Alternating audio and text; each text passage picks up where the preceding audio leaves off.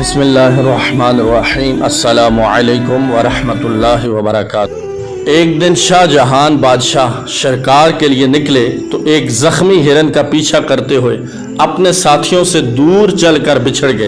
ہرن بھی ہاتھ نہ آیا اور راستہ بھی کھو دیا۔ دوپہر کا وقت تھا، ساتھیوں کا دور دور تک کوئی نشان نہیں تھا۔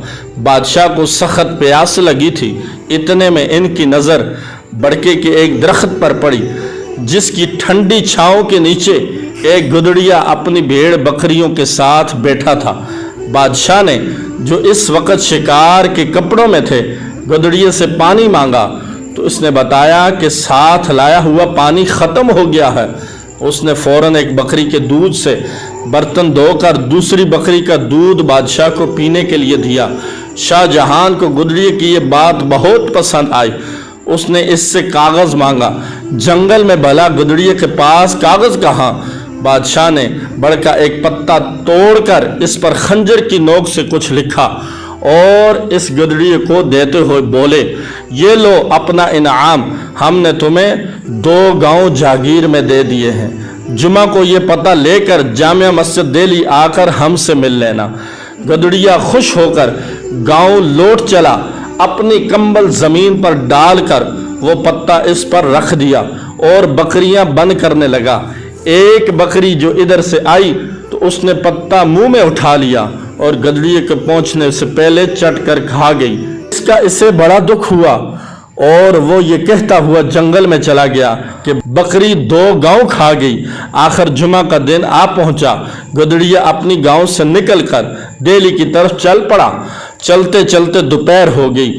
بکری 2 گاؤں کھا گئی کی رٹ لگاتے ہوئے وہ جامع مسجد میں داخل ہوا تو اس نے دیکھا کہ تمام نمازی ہاتھ اٹھائے دعا مانگ رہے ہیں۔ اس نے بادشاہ کو بھی دعا مانگتے دیکھا تو ایک دم چیخ پڑا کہ داتا چھپڑ پھاڑ کر دے گا تو لوں گا، اور یہی کہتے ہوئے واپس بھاگ نکلا۔ بادشاہ نے نماز کے بعد اسے بہت تلاش کیا لیکن وہ نہ ملا۔ جنگل میں پہنچتے پہنچتے گدڑیے کو شام ہو گئی۔ وہ وہیں ایک بڑے پرانے درخت چڑھ کر بیٹھ گیا۔ رات کو کچھ ڈاکو وہاں آئے، گاؤں میں ڈاکہ ڈالنے کی منصوبہ بندی کرنے لگے۔ گدڑیے نے ان کی ساری باتیں سنی، ان کو ٹوکا اور بولا، چوری کرنا بری بات ہے، پھر وہ گاؤں کے لوگ تو بہت غریب ہیں، ان کے پاس کچھ نہیں۔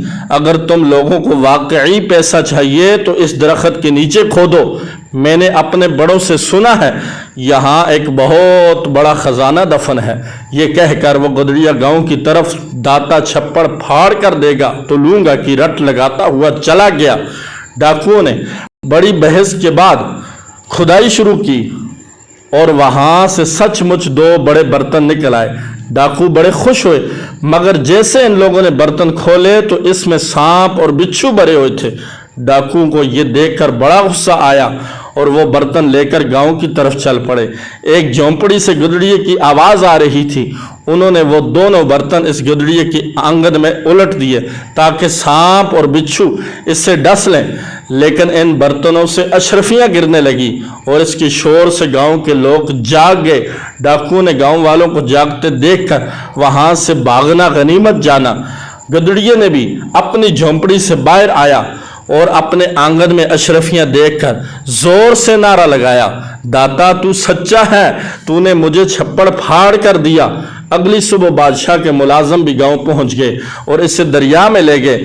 گدڑیے نے بادشاہ کو سارا واقعہ سنایا اور یہ بھی بتایا کہ میں نے کیوں آپ سے انعام لیے بغیر واپس بھاگنا اچھا سمجھا، کیونکہ آپ بھی مسجد میں بیٹھ کر اس اللہ سے مانگ رہے تھے جو سب کا اللہ ہے، تو میں نے سوچا میں بھی کیوں نہ اسی اللہ سے مانگوں جس سے وقت کے بادشاہ بھی مانگتے ہیں، اور آپ نے دیکھ لیا کہ اس نے مجھے میرا انعام دے دیا ہے۔